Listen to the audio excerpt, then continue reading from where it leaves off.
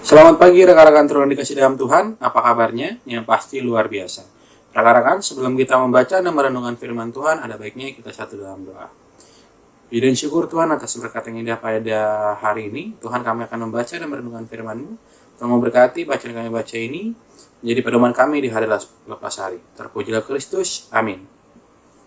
Rekan-rekan, renungan kita pagi ini terambil dari Imamat 24, ayat yang pertama hingga yang keempat, yang menyatakan, Tuhan berfirman kepada Musa, perintahkanlah kepada orang Israel, supaya mereka membawa kepadamu minyak zaitun tumbuk yang tulen untuk lampu, supaya lampu dapat dipasang dan tetap menyala.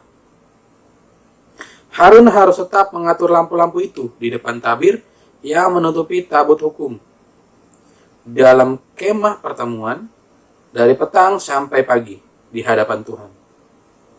Itulah suatu ketetapan untuk selama-lamanya bagimu turun-temurun. Di atas kandil dari emas murni haruslah tetap diatur lampu-lampu itu di hadapan Tuhan. Sedemikian pembacaan firman Tuhan. Terpujilah Kristus. Haleluya. Rekan-rekan sekalian, kehadiran Allah di tengah kehidupan umatnya dilambangkan dengan lampu yang terus menyala.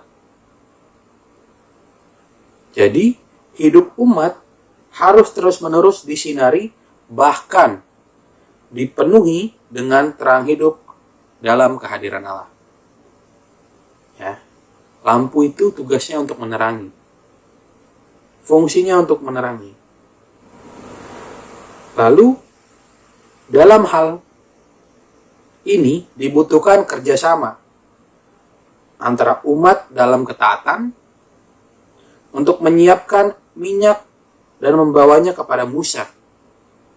Jadi, secara tetap Harun harus mengatur lampu-lampu itu di atas kandil emas murni di dalam kemah suci di hadapan Tuhan.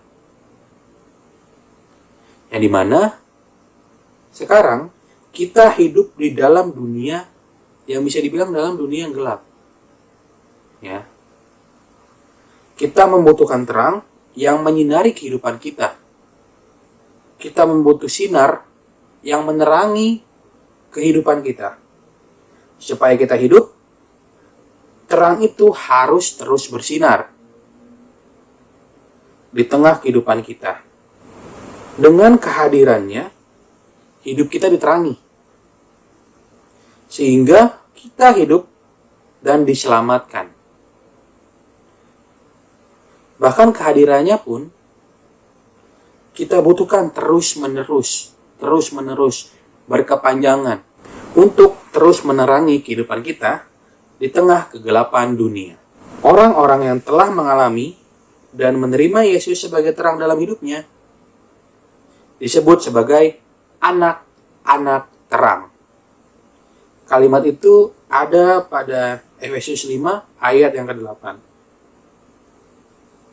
Karena itu, hidup kita harus terus bersinar seperti pelita di dalam kemah suci, dan hidup kita harus dipenuhi dengan Roh Kudus dan firman-Nya sebagai minyak yang membuat pelita hidup kita terus bernyala dan bersinar. Menjadi anak terang merupakan panggilan kita. Karena itu, harus menjadi warna kehidupan dan identitas kehidupan kita, dimanapun kita berada, pelita hidup kita terus bernyala, menjadi berkat. Amin. Rekan-rekan, kita akan satu dalam doa, kita berdoa. Puji dan syukur Allah untuk penyertaan di sepanjang hari ini. Tuhan, kami sudah membaca dan merenungkan firman-Mu. Tuhan, buatlah kami menjadi pelita yang terus bernyala, menjadi terang di antara kegelapan. Kami percaya dengan bantuan-Mu kami bisa menjadi terang. Tuhan, kami akan melanjutkan aktivitas kami di sepanjang hari ini. Tuhan menyertai kami dalam kegiatan kami agar apa yang kami lakukan ini dapat berjalan baik dengan benar. Terpujilah Kristus. Amin. Rekan-rekan, selamat beraktivitas. Tuhan Yesus memberkati. Dadah.